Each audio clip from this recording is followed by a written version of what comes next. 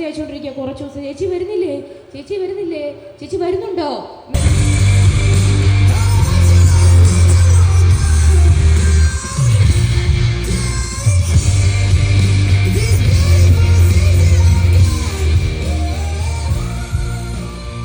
എന്റെ എല്ലാ പ്രിയപ്പെട്ട ചേട്ടന്മാർക്കും ചേച്ചിമാർക്കും കുഞ്ഞനുജത്തി അനുജന്മാർക്കും നമസ്കാരം.